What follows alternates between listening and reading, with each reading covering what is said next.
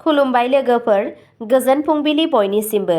नोंथांमोनखौ गोदान भिडिअ'आव आरो फिन खेबसेबाव बरायनाय जाबाय। आं दिनै नोंथांमोननि सिगाङाव 27 फागुन दान 1431 एबा 12 मार्च 2025 मायथाइनि सानसेनि फानजामुथिखौ फरायथिनो लादों। आसा खालामो नोंथांमोना भिडिअ'खौ नायना मोजां मोनगोन। गिबियावनो दङ मेष राशि। दिनै नोंथाङा नोंथांनि गोसोनिफ्राय गाज्रि साननायफोरखौ फोजोबनांगौ। दिनै नोंथाङा माबा मोनसे मोजां खौरां मोननो हागौ। गाज्रि कम्पानिनिफ्राय गोजानाव था। नोंथांनि नोजोरखौ गुरै लाखि आरो नाङै बाथ्रा दान्थेलायनायनिफ्राय गोजानाव था। नोंथांनि नोजोरखौ गुरै लाखि आरो नाङै बाथ्रा दान्थेलायनायनिफ्राय गोजानाव था। नोंथाङा रंजानायनि थाखाय सम मोनगोन। फिसाय आरो बिसिनि गेजेराव गावजों गाव गोरोबलायनाय जागोन। नोंथाङा बिदा-फंबायफोरनिफ्राय मदद मोनगोन। गारि आरो जुन्थियारिफोरखौ बाहायनाय समाव सांग्रां जा। नोंथांनि बिबुंथिखौ सामलाय। नोंथाङा बांसिन नाजानांगोन। नोंथांनि मोजां साननाया दिनै जोबोद हेफाजाब होनो हागौ। लोगोफोर बानायनायनि सिगां मोजाङै सान। नोंथाङा नोंथांनि नाजानायनि बिथिङाव माखासे हेंथाफोरखौ हमदांनो हागौ। खाथि सोमोन्दोआव सन्देहफोरखौ गादबनो दाहो। नोंथांनि दिनैनि खाफालगोनां दिगआ जादों सानजा, खाफालगोनां अनजिमाया जादों 3 आरो खाफालगोनां गाबा जादों गोमो गाब। वृषभ राशि। मोनसे गोदान फालांगि जागायजेननो थाखाय बेयो मोनसे मोजां सान। नोंथाङा मोनसे रंजालु मुडआव थागोन। नोंथाङा इयुननि थाखाय गोदान बिथांखि बानायनो हागौ। मावख'नि साना मोजाङै थांगोन आरो नोंथांनि गासैबो खामानिफोरा गोरलैयैनो आबुं जागोन। हाबा जानाय सुबुंफोरा दिनै माबा मोनसे मोजां खौरां मोननो हागौ। जुदि नोंथाङा सोरखौबा प्रप'ज खालामनो सानथांखि लादों, अब्ला नोंथाङा गोथार समखौ नायखांनायनि उनाव बेबादि खालामनो हागोन। नोंथाङा खाफालनि आबुं मदद मोनगोन। बे राशिनि जायफोरा साख्रि नागिरगासिनो दं, बिसोर मोनसे गोबां हायुंआरि कम्पानिनिफ्राय साख्रिनि जासिथाइ मोननो हागौ। नसुंसेनि मानसिफोरजों सोमोन्दोआ गोदै जागोन। मोदायजोनो गोजा सिन्दुर बाव आरो नोंथांनि गासै लुबैनायफोरा जाफुंगोन। नोंथांनि दिनैनि खाफालगोनां दिगआ जादों खोला, खाफालगोनां अनजिमाया जादों 2 आरो खाफालगोनां गाबा जादों गुफुर गाब। मिथुन राशि। नोंथांनि गोब्राब आखुआ नोंथांनि जिउ लोगोरिजों नोंथांनि सोमोन्दोआव जेंना सोमजिहोनो हागौ। जायखिजाया खामानि मावनायनि सिगां बेनि फिथायफोरखौ सान। हायोब्ला नोंथांनि गोसोखौ सोलायनो थाखाय बबेबा गुबुन जायगायाव थां। नोंथाङा गोबां फुंखाफोरनिफ्राय राङारि मुलाम्फा मोनगोन। न'नि आबहावानि थाखाय नोंथाङा दुखु मोननो हागौ। सांग्रां जा, मानोना सोरबा सासेया फ्लार्ट खालामनानै नोंथांनि मुलाम्फा लानो नाजानो हागौ।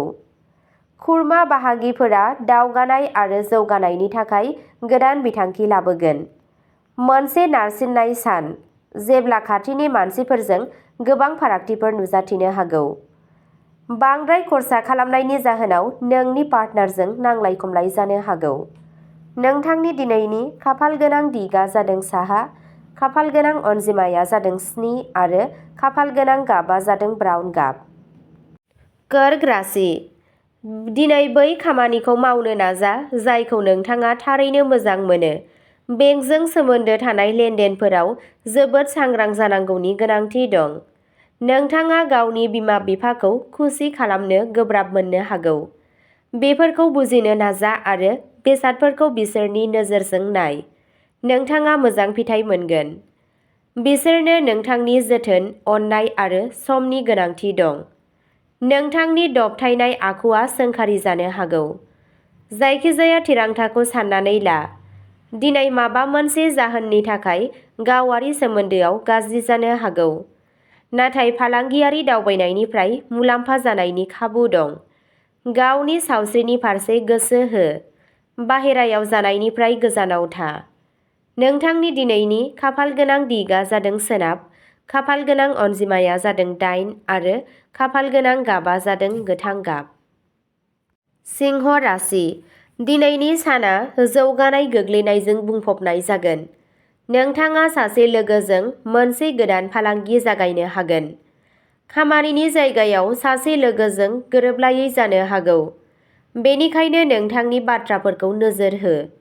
नोंथाङा नोंथांनि जिउ राहानि सोमोन्दै गोनो गोथो जागोन। बेनिखायनो थारैनो सोरबा रोंगौथि गोनां सुबुंनिफ्राय बोसोन ला। नोंनि सावस्रिया मोजां थागोन। गोरान फिथाइ जा। जुलि जानाय जिउआव सोलिबाय थानाय बेले-बेजेया जोबगोन आरो नोंथाङा जयै मोनानि जानायनि बिथांखि लानो हागोन। राङारि थासारिया सरासनस्रा जागोन। नाङै खरसानिफ्राय गोजानाव थागोन। सासे लाइमोन सिख्लानो गोजा खुन्दुं दान हो। बेयो थालांनाय खामानिफोरखौ फोजोबनायाव मदद होगोन। नोंथांनि दिनैनि खाफालगोनां दिगा जादों सानजा, खाफालगोनां अनजिमाया जादों 9 आरो खाफालगोनां गाबा जादों खमला गाब। कन्या राशि, नोंथांनि मोनाबिलिया गोबां आबेगफोरजों बेंखनजागोन आरो बेनिखायनो नारसिनथायनि जाहोनबो जानो हागौ। नाथाय बांद्राय जिंगासिनांगौनि जेबो गोनांथि गैया। मानोना नोंथांनि खुसिया नोंथांनि निराशाफोरजों रुजुनायाव नोंथांनो बांसिन गोजोननाय लाबोगोन। नोंथाङा ओरैबायदि मोनसे फुंखानिफ्राय रां आर्जिनो हायो जायनि बागै नोंथाङा सिगाङाव माब्लाबाबो सानाखैमोन। न'आव बेखौ थि खालामनो नाजा दि नोंथांनि थाखाय रावबो दुखु मोना आरो नखरनि गोनांथि बायदियै गावखौ गोरोबहो। सोरनिबा मोजां मोनलायनायनि सिमांखौ मोगथाङाव सोलायनायाव मदद खालाम। नोंथाङा लोगोफोरनिफ्राय मिजिंथिजानाय हेफाजाब मोनाबो जानो हागौ। थेवब्लाबो सहायनो हानाय गोहोखौ हमथा। गावारि आरो आन्दोआरि जायखिजाया फोरमायथिखौ दाफोरमाय। नोंथाङा मोनदांगोन दि जुलि जानाय जिउआ थारैनो नोंथांनो मोजां खाफाल लाबोदों। नोंथांनि दिनैनि खाफालगोनां दिगा जादों खोला, खाफालगोनां अनजिमाया जादों 3 आरो खाफालगोनां गाबा जादों गोसोम आरो गोमो गाब।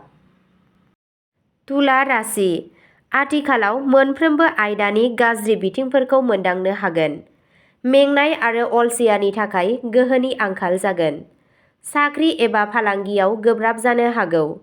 भगबान गणेशआ गोजौ मावख'गिरिफोरजों बाथ्रा दान्थेलायनायनि बेरेखायै बोसोन होयो।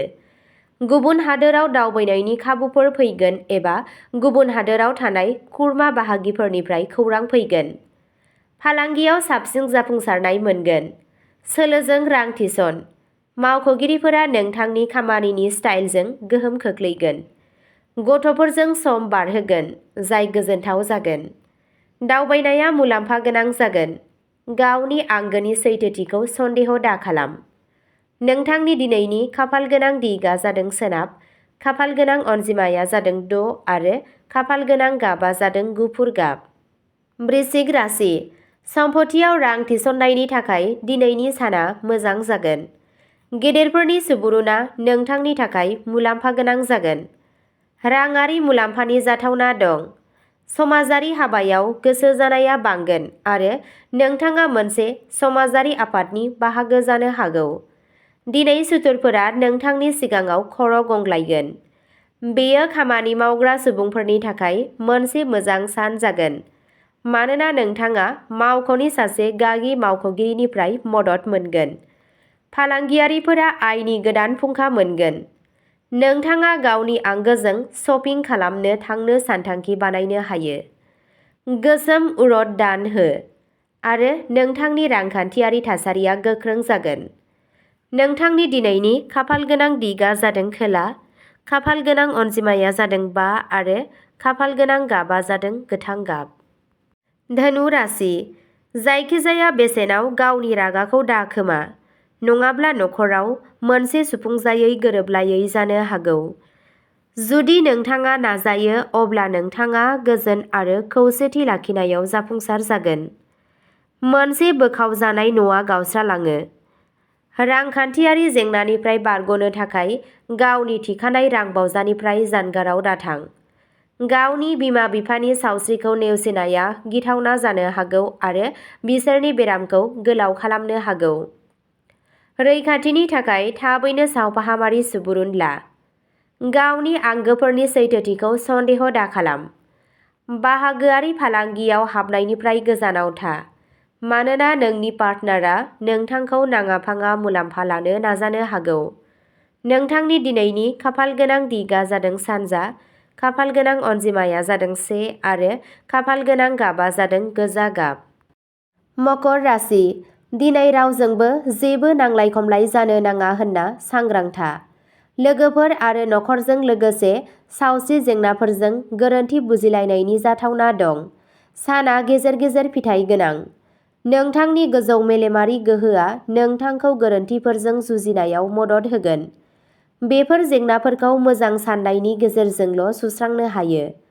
जुदि नोंथाङा नोंथांनि सोरजिलु रोंग'थिखौ मोजाङै बाहायो, अब्ला बेयो जोबोद मुलाम्फा गोनां फोरमान जागोन। दिनै नोंथाङा गोदान खामानि जागायनो हागोन। बे साना न' एबा गारियाव रां थिसननाय एबा दाहारनि थाखाय आरज गाबनायनि थाखाय साबजाथाव। जिउआव गोथार सोलायनाय फैगोन। नोंथांनि दिनैनि खाफालगोनां दिगा जादों सोनाब, खाफालगोनां अनजिमाया जादों 9 आरो खाफालगोनां गाबा जादों गोसोम आरो गोजा गाब। कुम्भ राशि, दिनैनि साना नोंथांनि थाखाय मुखुब जागोन। नोंथाङा फालांगिनि थांखिजों दावबायनांनो हागौ।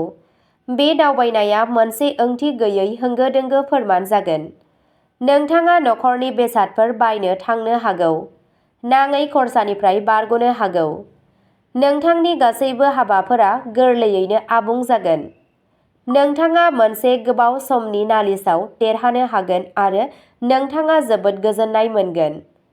फरायसाफोरा गुबुन हादोरनिफ्राय गोजौ सोलोंथाइनि खाबुफोर मोननो हागौ।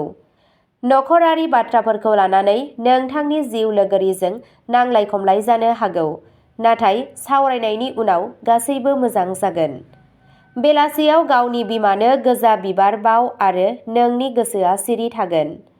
नोंथांनि दिनैनि खाफालगोनां दिगा जादों सानजा, खाफालगोनां अनजिमाया जादों 6 आरो खाफालगोनां गाबा जादों हाथफ्ला गाब।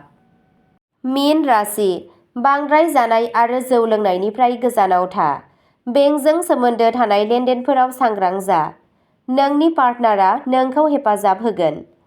नखरारि बिबान आरो रांनि सायाव नांलायनायफोरखौ बाङाइ खालामनाया नोंथांनि जुलियारि जिउआव जेंना सोमजिहोनो हागौ। खामानिनि मोखाङाव नोंथाङा बयनिख्रुइबो बांसिन अननाय आरो मदद मोनगोन। जुदि नोंथाङा दिनै दावबायगासिनो दं, अब्ला नोंथाङा नोंथांनि मुवा बेसादफोरखौ बांद्राय जोथोन लानांगोन। बेयो नोंथांनि जुलियारि जिउनि गाज्रिसिन सानफोरनि गेजेराव मोनसे जानो हागौ। नोंथांनि दिनैनि खाफालगोनां दिगा जादों खोला, खाफालगोनां अनजिमाया जादों 8 आरो खाफालगोनां गाबा जादों गोथां गाब। अब्ला दिनैनि राशि फरायथिनाया एसेनोसै।